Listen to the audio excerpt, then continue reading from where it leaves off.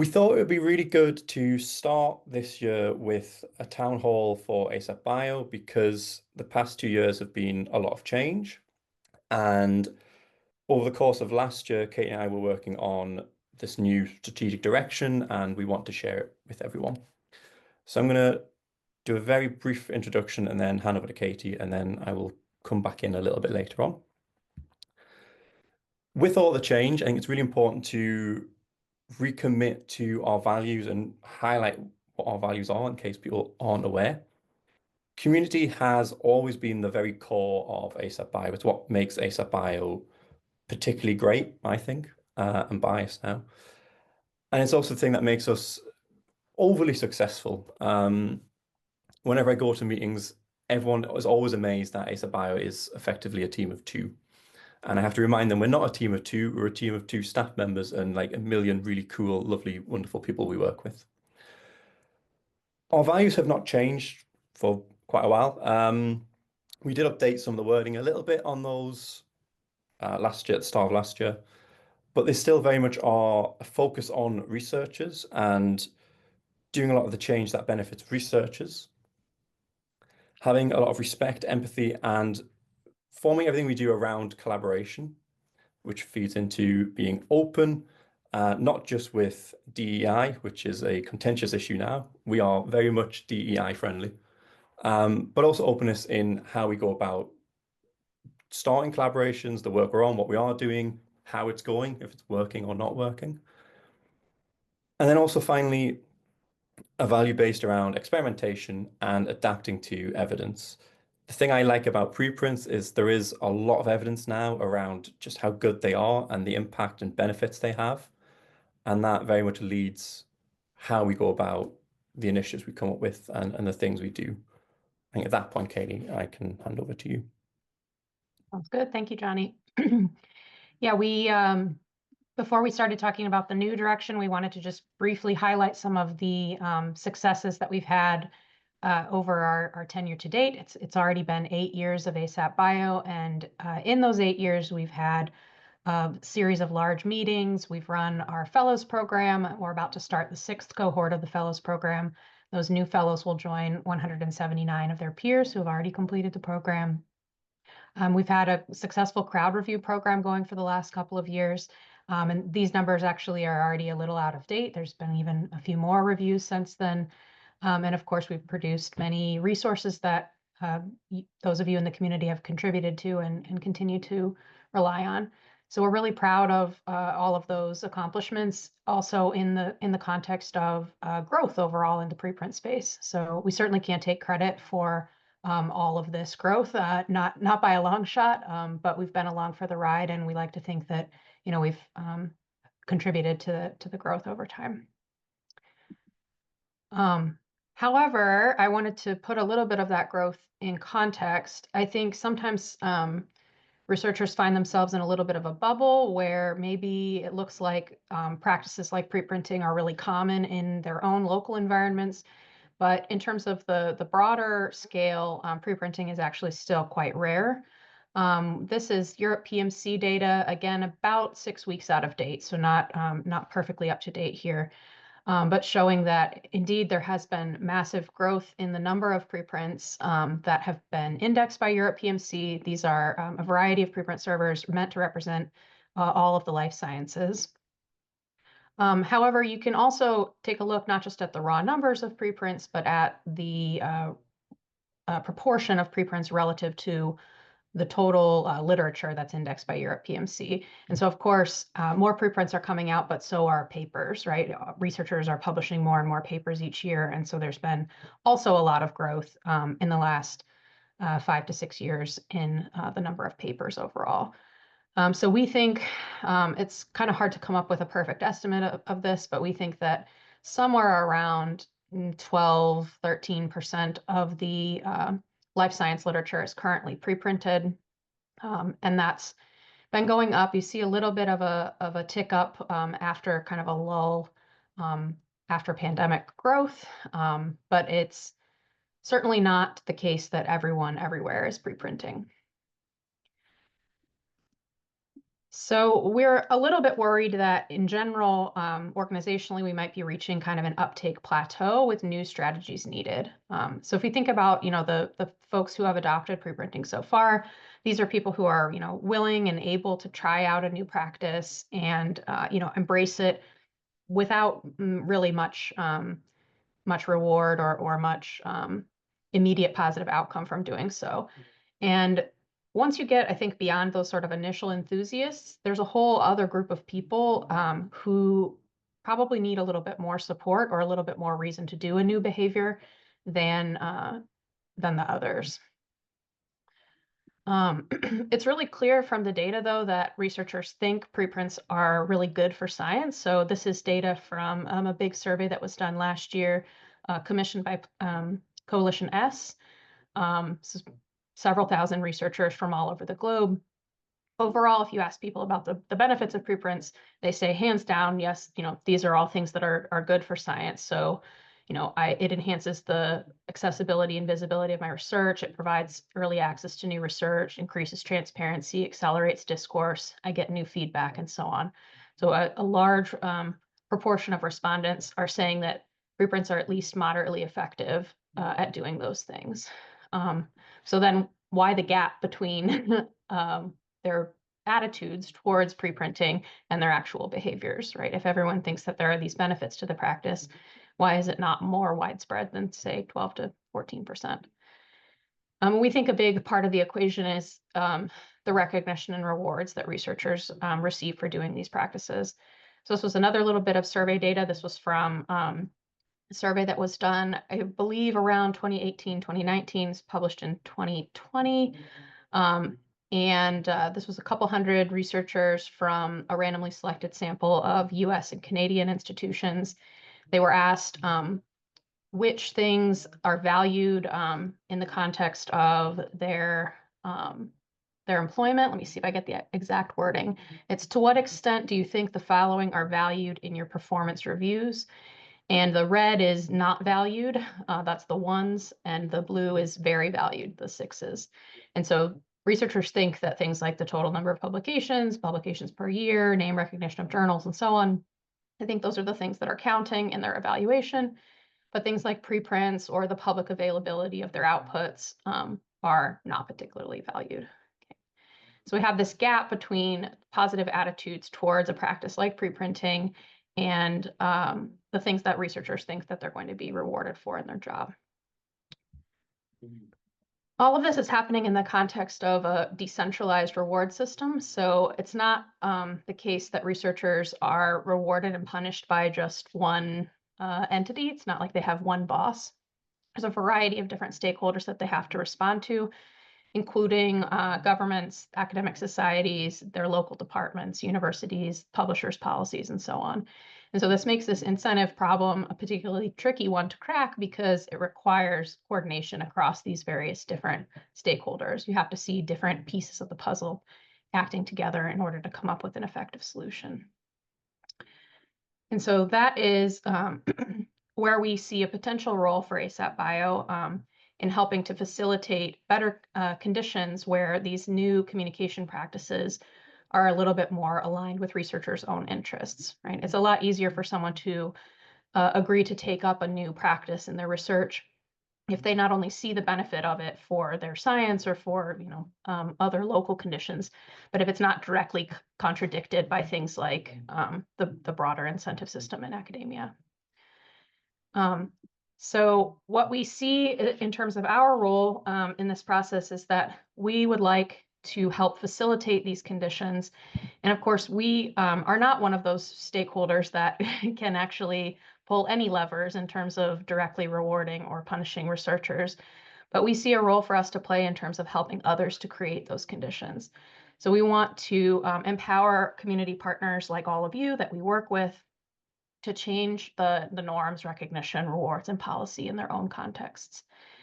This will help us create a system where researcher-led, open, rigorous research communication is a foundational value in the scientific incentive system. So it would be seen as, unscientific not to participate in these practices that are good for science that we see. if you if you're working in this space on the preprint server side of things, or preprint review, or other organizations that are sort of working to affect change in open science, this pyramid probably looks familiar to you. It came out of the Center for Open Science and describes kind of a model for making change in decentralized systems. Um, and in short, the way that the pyramid works is that, if you want people to adopt a new behavior, it has to first be possible for them to do that behavior. And secondly, it has to be easy for them. They have to know how to do it and be able to easily execute the behavior. And I would argue that, we're well past the point where it's possible and easy to do some of these behaviors. Innovations like bioRxiv and some of the other preprint services and preprint review services have developed all of the needed infrastructure to be able to do these behaviors. So where it becomes trickier then is in terms of making the behaviors normative, rewarding, and required. Normative means that researchers look around, they see that their peers are doing these practices, they see that it's a normal part of scientific practice, they feel supported by their community to do these practices. Um, once those norms are well established, it becomes easy to also then reward those who are exemplary at the practices. So adding rewards and incentives is another step. Requirements and policies and so on can come after that and can play an important part in reinforcing rewards and norms. But really where we want to focus our attention on is sort of these two layers of making it normative and making it rewarding. You could argue that a lot of what ASAPbio has already been doing for the last 8 years has been the normative step, spreading practices, providing training, giving support, and making it more normal for researchers to do things like preprint and post preprint reviews.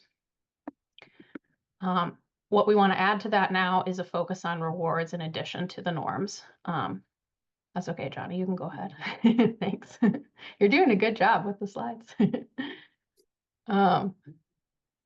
So yeah, so what is our sort of exact plan to achieve these kind of lofty ambitions? I mean, I think there's a reason that these incentive structures are so powerful and sticky. And so maybe it's a little bit optimistic to think that we might be able to have a big role in changing them.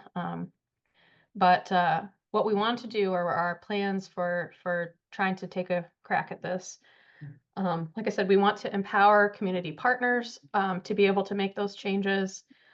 Peer support is going to be a big part of this. So we're planning for academic departments. We want to create a community of practice for leaders in academic departments to be able to see what other leaders are doing in the space. So for example, in terms of the policies that departments have around preprinting or around rewarding peer review.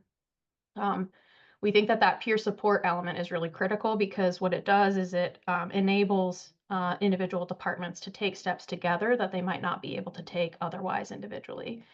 Individual actors, are not always well positioned to stick their necks out and do things on their own, but in the context of a community of supportive peers, this becomes possible. We also want to engage a variety of stakeholders to address the decentralization problems. So we want to continue our focus on early career researchers and add to that academic leaders, funders, and other open science organizations to be able to realize this change from multiple angles. Because it's not going to be the case that making any one change is going to affect the whole system. You have to try to get the different parts to work together. So just before we jump into some of the community changes, I thought it would be a good point to pause and just celebrate the insane amount of output and effort we had from our community last year. We managed to quite substantially grow the community despite the downfall of X. We produced a whole bunch of webinars and talks and podcast appearances. We got started on preprint review mid-year. This image was made not even in December, it was made in October. So we have a lot more than 16 preprint reviews posted by the end of last year, and that number is still going up. We also managed to convert 9 journal clubs into preprint review clubs, and they themselves are also posting preprint reviews. They've done, I think it's 11 reviews now between them. We produced around 10 articles and new resources over the year. We had 5 local hubs across the world, a whole bunch of new community members, and we trained over 140 people over the course of last year. This is just the community activities. The fellows also did a whole bunch of stuff.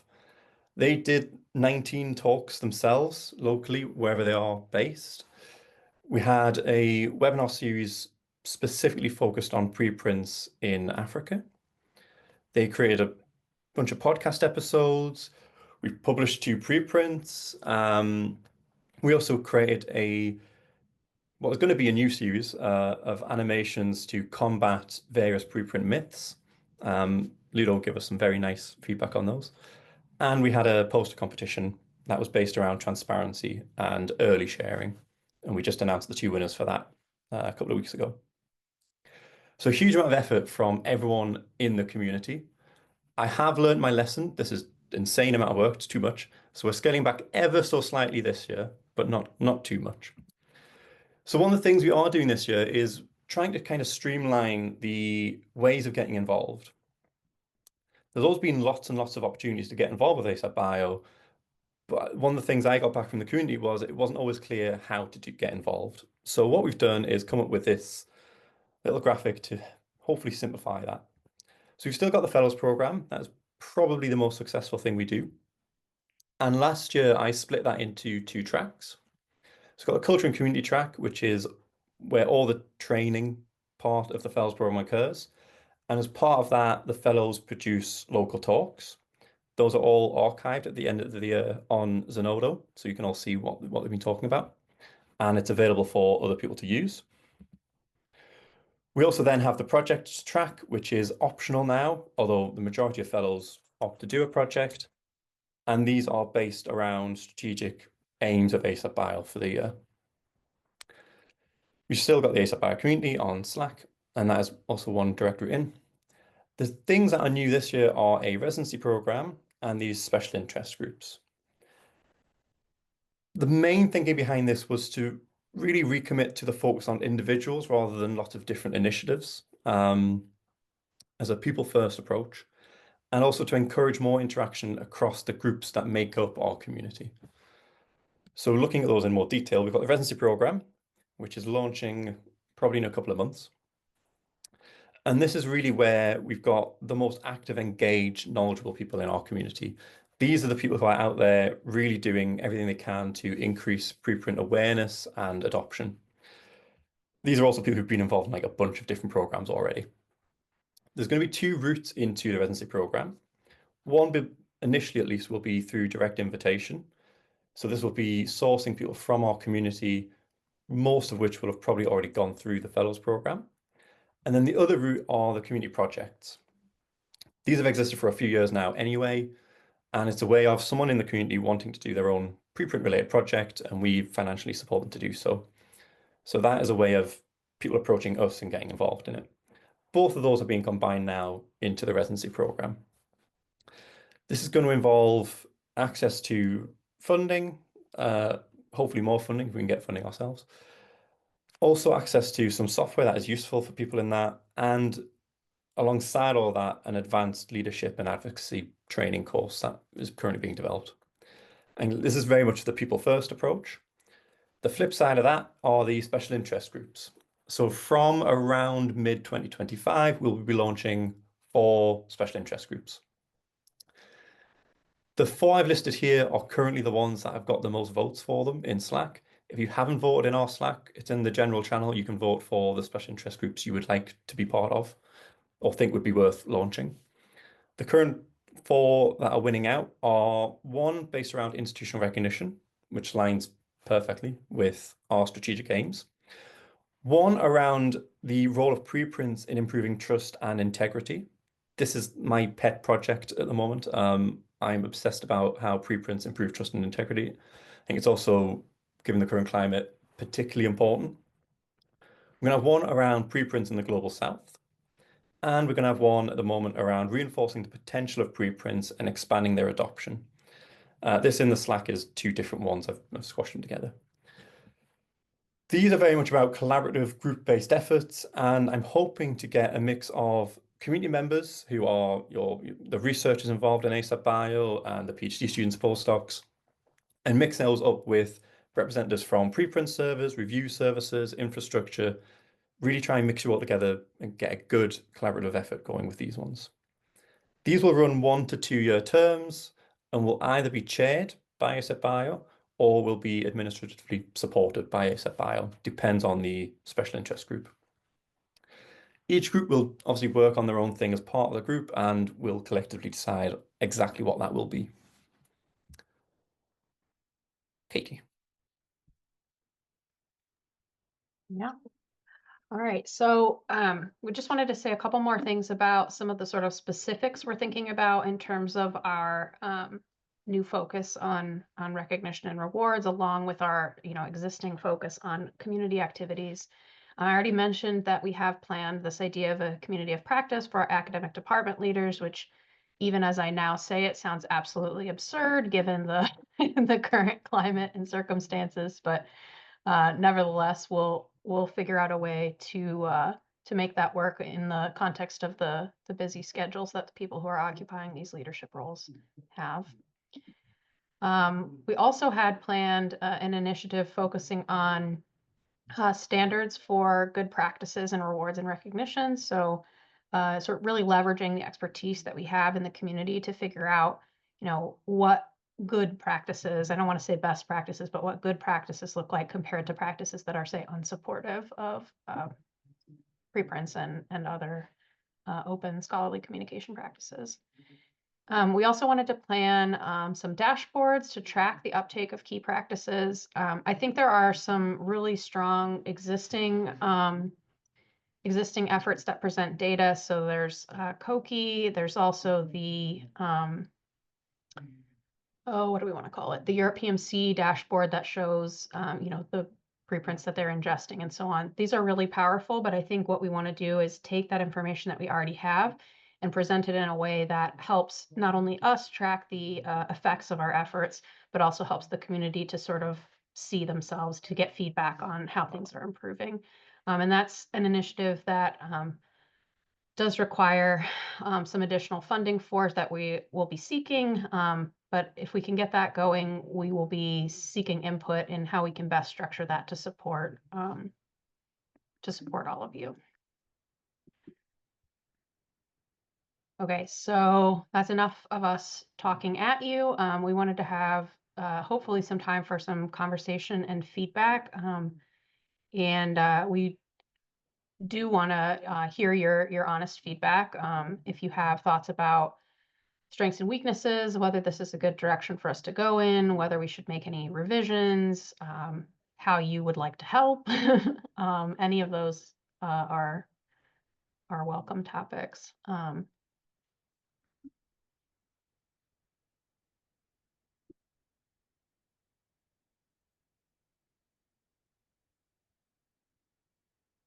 Yeah, Araxta, thank you. Yeah, thank you, Katie and Johnny, for the presentation. Sorry, I haven't been very involved in the last year, so I want to come here and hear what's going on. I guess one question I have is the part that you mentioned about the incentives and reward structure makes a lot of sense. I work on data, it comes up every other sentence. But I guess the question I have is, how do you see the work that you're going to do in relation to efforts that are already happening? Because there is a number of things going on in the community that are looking at things like research assessment reform and how do we make it more responsible and how do we bring openness into it, like Helios Open in the US and other things and DORA and many others. And not only from that perspective, you were saying, oh, let's look at dashboards, and I work on metrics currently, so please, the more dashboard, the merrier. But at the same time, there is a number of open science monitoring initiatives out there that are, not all of them cover preprints, but some do. And I guess I just wonder, how do you see the work that you plan to do complementing or being different from others so that there is not this, just so it is efficient in terms of the effort that we put into it. Yeah, absolutely. That's a really good question and something I probably should have addressed already. So I've kind of a two-pronged answer. One is that a lot of the activity that we see in some of the current initiatives that are going on, so especially Koara, Dora, Helios, right? These are, large initiatives with a lot of momentum behind them. One thing that we see across them is because that they're trying to focus on so many different things that sometimes the elements that we as ASAPbio might specifically care about or be attuned to kind of get lost in the bigger picture.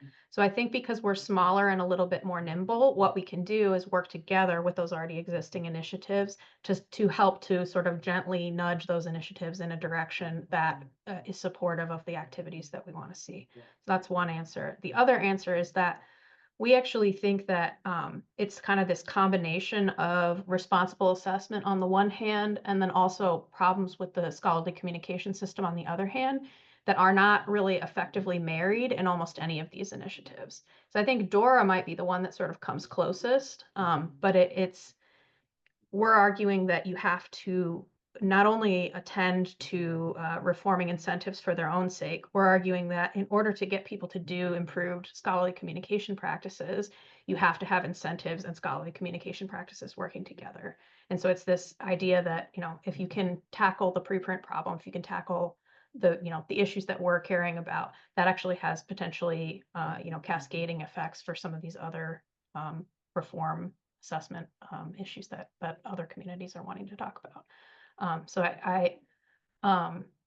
we're definitely not naive to the fact that there are many other related initiatives going on. We're also cooperative, collaborative, like we want to help and synergize with, these other groups as much as possible. But yeah, we do think that there's sort of a unique role for us to play. I guess one more additional angle is that I think we're also tackling this at a slightly different level, perhaps, than some of the other initiatives, with our focus on life science specifically and not on, academia more broadly. And so there's something, I've had some interesting conversations with Caitlin at Helios about sort of the potential to bring institution level leaders together with life science leaders in a way that might be productive for both parties. Johnny, did you want to add anything to any of that? No, I mean, the only other thing we're doing, I think that's probably worth mentioning, is we are making that very direct link between publishing and assessment and stuff like that. Imagine a world where everyone preprints, right? That forces change of the entire research assessment, because now you can't judge someone because they've published in a high impact factor journal. You've got to judge it on the science.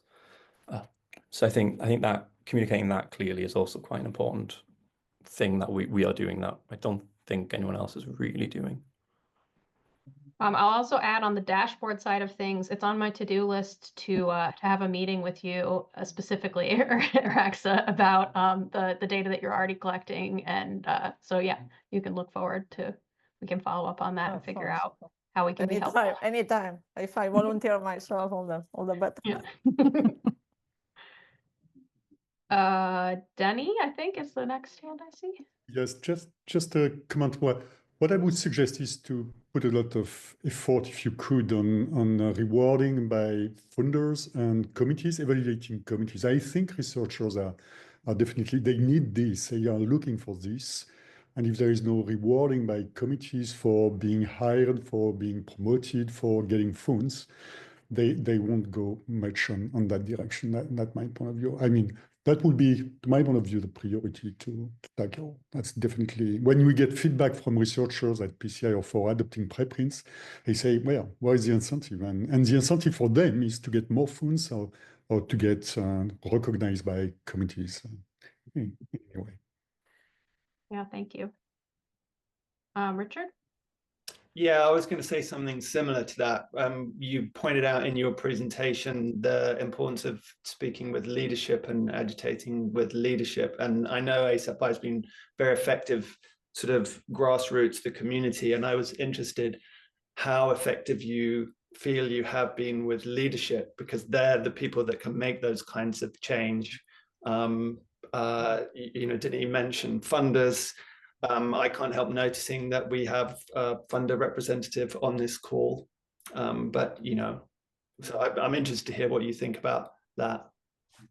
Michelle's going to give us all her money. I've already, we've arranged that, no problem. No, I'm just kidding. Yeah, so we had actually a really interesting conversation with our funders. So we're supported by member advisory board, including HHMI, CZI, and then also the Simons Foundation. And that was a really interesting conversation because there was enthusiasm from those funders. They're, funders that are known already for being progressive in their policies and for wanting to make changes. There's also, I think, sort of a similar sentiment from what we were just discussing, that there's already a lot of activity going on within that community and sort of a hesitance or maybe a desire to understand better, what role we could play versus the roles that other groups are already playing. So, for example, with funders, there's the Open Research Funders Group, which I think is sort of ripe for opportunities for thinking about policies across different funders. And so hopefully, I think we're hoping to collaborate there. So sort of that was part of the question. The other question was about sort of our effectiveness with leadership overall. I think it's a fair critique that we have not engaged directly with leadership in the past, and so it's a potential sort of weakness or risk associated with this plan, that we don't have existing relationships with leaders. But I do think it's like Denny was saying, that the researchers, especially the early career researchers, are sort of hungry for this. They want to do these practices and they want to be better supported by their departments. And so it's just a matter of trying to figure out how we can make those relationships and make that happen. And again, going back to the sort of the unique idea, the unique role that we can play, I think that is a unique role that we can play, and is sort of just a short step from what we've been doing. So we've been working a lot with early career researchers. Now we can figure out how to make stronger relationships with the departments that they work in to help improve their working conditions. Go ahead. Do you want to follow up? Or do you have another question, Richard, or do you want to say a little more? No, I was just going to, one of the reasons for mentioning it was, it does occur to me that, John, I'm sure echo this, what we saw with bioRxiv is there's a bunch of people that we engaged with early on, sort of around 2013 when we launched, who were kind of like early career researchers. And, I've spoken with some of them recently, and they all joke that, they were early career researchers, but some of them are now like sort of chairs of department, etc. And it strikes me that, ASAPbio is in a really good position. I mean, Jamie Fraser is one of them. He's like big, important person now, but he wasn't years ago. And there's kind of, opportunities there to have those people who've moved into leadership positions and kind of say, hey, remember us. Yeah, absolutely. And that actually relates to, if you want to put the slides back up, Johnny, we have an opportunity for you to give us any contact info for any people that you might have in mind who sort of fit this bill. Slide 20, I think. Yeah. So we want, in the form, any positive exemplars, of academic departments that are already strong positive role models. I think UCSF is already a great example of a department that's been taking concrete steps in this direction. But yeah, what we really need at this point are more contacts. So you could feel free to use the form as well if you think it has a friendly leadership team or leader who would be at least open to having a conversation about this. Rather than they may not already have strong practices, but they might be at least willing to talk about it. I want to call on Lamis. How's it going, Lamis? Hello, it's nice seeing you today. I want to take the discussion into a bit of a different direction. I was wondering, like in this year or in the coming years, do you have any plans of, utilizing the multinational community of the fellows and the community in translating the resources of ASAPbio into different languages, so that it would enhance the distribution of it and the utility on communities within communities that are not primarily English speaking? Yeah, absolutely. That's a great idea. I think that's the kind of thing that would fit really well within the programs that Johnny was talking about in terms of the special interest groups. So we have one planned already for preprints in the Global South, and I could see translation being, potentially one of the tasks of a group like that. But that's something, I would love to see more activity on. I guess just addressing another issue related to the international context, I think rewards is an issue that's extremely difficult to tackle on a global scale, and our thoughts so far on how to tackle it are to start closer to home in the US and the EU and the UK, to try to see what we can do to understand the challenges in those areas, and then that will enable us to potentially expand to cover more regions in the future. But I don't want to pretend from the outset that this is something that we are going to be able to do on a global scale tomorrow. It's certainly not. It's already a challenge to do even within contexts that are familiar to our staff. I think there was another hand, but maybe it got addressed.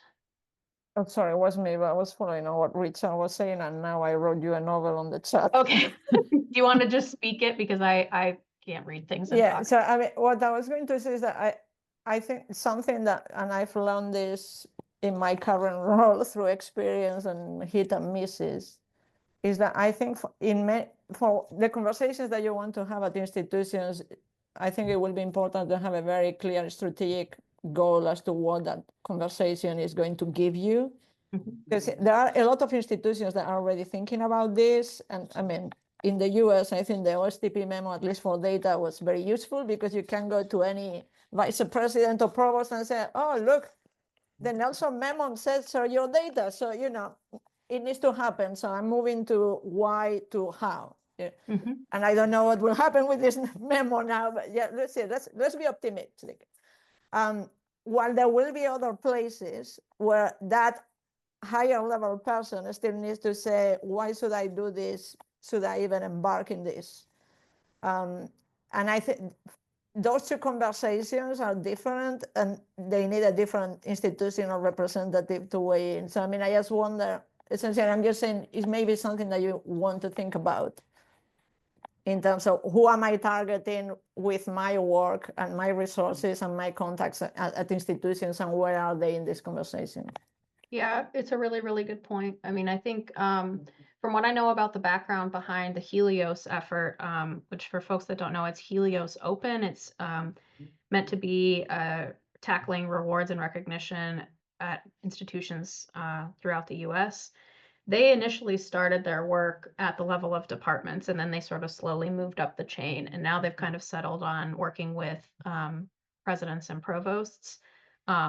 But even there's a sort of fair amount of pass the buck, because, you talk to the department chairs and they say, well, I can't do anything because, the dean doesn't support me, or like basically the dean controls that, I don't control that. And you talk to the dean and they say, well, the faculty are never going to go along with whatever, or I have all these competing priorities and so on. So it's, I think, a really challenging thing to sort of figure out who is the right target and how to best approach that.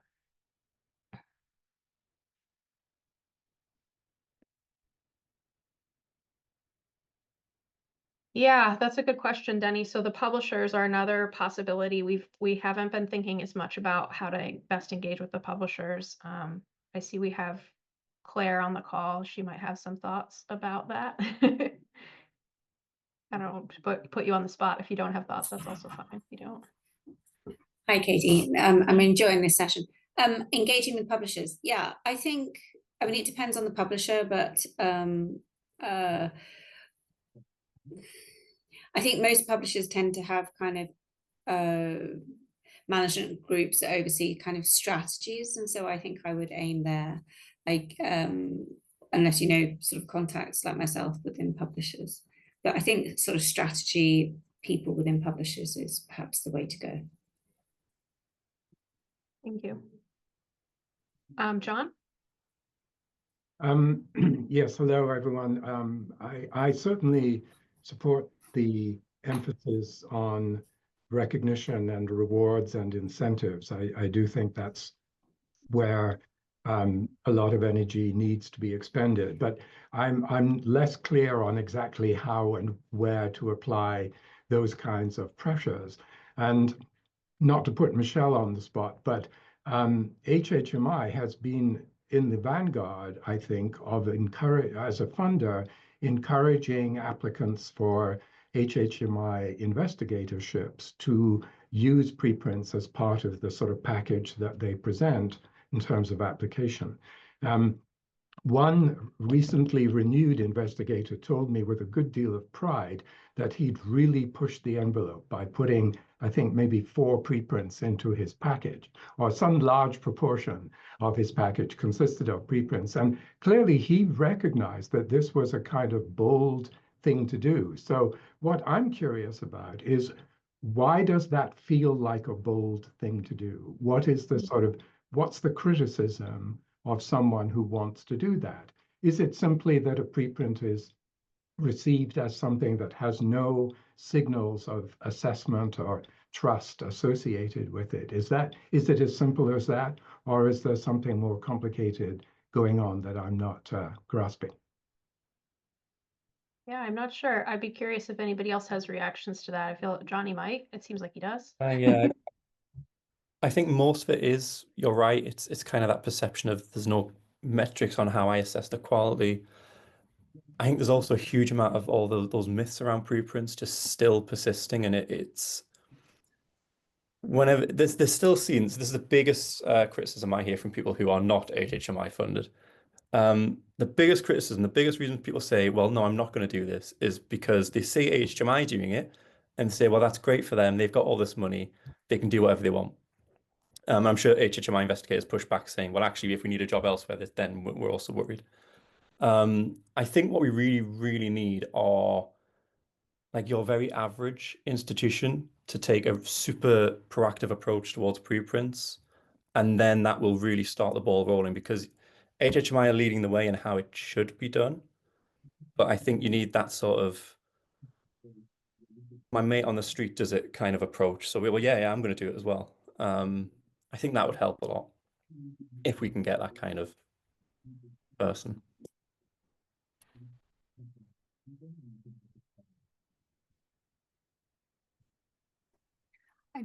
I always feel the need to point out that HHMI is in the unique position of being an institution primarily. We're not a funder in the traditional sense, and people tend to forget that because we're part of ORFG and we're in Coalition S and all these funder groups. But that means that we have 2 different angles at which we can incentivize things and promote things. And I think it doesn't feel so bold of a move anymore for HHMI investigators in particular, or Genelia scientists, to list preprints as their significant articles, for example, for their materials, because they know that we're actually looking for that. And so that's a way that, you know, they're catering in a way to what they know that leadership is looking for at this point. And that's fine. I mean, that's a way of subtly moving things in the right direction. But I'm not sure it's possible everywhere. Yeah, I think one of the things we want to do is surface some of these positive examples. So like I said, with the form, that was one of the things we were hoping to do with that. I think getting sort of a variety of examples of institutions already doing this well, or, you know, it working well, it's helpful. Again, you could think about it, I guess, with a rewards lens, but to me, that's actually more the norms piece of sort of like people seeing that this is normal, accepted, it's working well, it's, you know, sort of how our community does things. And that's part of the shift. So I guess what you're describing, John, is that it's a norm violation currently to only rely on preprints. And that's why it sort of feels strange.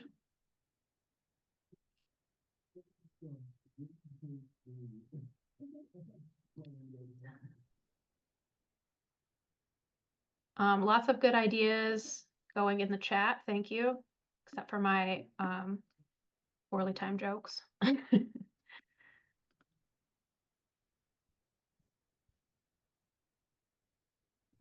Anything else anyone else is wanting to talk about? We have one more slide that's just an FYI, but there's not too much left. But I think this has been really helpful, and I really appreciate everyone coming together and giving us your feedback.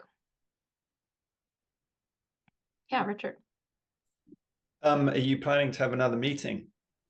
I mean, because there were a number of ASAPbio meetings with slightly different focuses. Yes. Hasn't been one for a while. Yes, that's a great point. I have one penciled in for 2026 because to me it felt ambitious to plan one for 2025. Although I guess I wouldn't rule it out that we could have one at the end of 25. But we were sort of our grand plan was get the ball rolling on this sort of new direction that we've got going. We have plans for collecting data and doing some assessment, to sort of figure out what the status quo is of policies and departments. So that's kind of the big plan for 2025. And then for 26, potentially another gathering. Do you have in mind one, like a theme that you think would be productive? An incentives themed one would be fun, I guess. Me. And one of the things I was wondering is I know sometimes ASAPbio has been a bit cell biology centric, but in terms of piggybacking on other meetings, there is there's cell biology or whatever, I can't remember what they call it now, cell biology, whatever what the ASCB meeting was. But, lots of people, associated with ASAPbio might be there already. It might be a way of going back to that previous point about leadership, saying some of those people might not come to an ASAPbio meeting, but if they're already there for cell biology, then they might show up. That was just kind of what I was idly wondering. Yeah, I love that idea. And we had done a couple of things sort of recently, slightly before I joined, involving live events at conferences. So there was a couple of things at the Protein Society. I think there was also one at the ASCB meeting. It's definitely something I would be keen to do again. So if there's other people who would want to think along about how to best do that, I would be happy to. I mean, it's my experience having done this with other scientific societies. Sometimes the scientific society has plenty of space and, they're happy to have you help fulfill their catering obligation and so on. But other times it's finding like a complementary space where you can meet nearby and then convincing people to attend your thing instead of whatever else is going on at the meeting. So, but it seems like a promising. I think the one thing to avoid is to make sure you're not, and I think there might have been a couple of people who are at it, is that if you do that they put you on like the day before. Yeah. It was something that happened when I think Jessica did something a while ago, and it was a really brilliant session. She'd done it amazingly as ever, but there was only a handful of people there because it was perceived as, not before the main meeting. So that's just one thing to avoid. Yeah. Yeah, if anybody has any contacts at ASCB, that's one that Johnny could correct me, but I don't think we have any direct. Oh, John does. Okay, cool. Yeah, I would love to get connected to them. Sure, Okay. Katie, I'm for my sins on the finance committee of the ASCB, so that gives me some level of insight into what's going on. So let's talk offline about what sort of thing you might want to do. Yeah, sounds great. Yeah, I'll follow up about that. That sounds wonderful. Okay, Johnny, you want to show our last slides? We're also putting a panel in for the Meta yeah. Science Conference coming up, which I will be in contact with some of you about once I figure out exactly what we're doing. Okay, so yes, our last Easter egg for the meeting is that we're refreshing our website, which I guess doesn't seem that exciting, but in addition to it looking slightly nicer, we're also hoping that it's going to be really useful for all of you to be able to better find all the resources that you need. That, like Johnny said, we have a habit of producing a whole ton of stuff, and then it kind of gets buried and lost here and there. So we're hoping that the new website will make it easier to find things.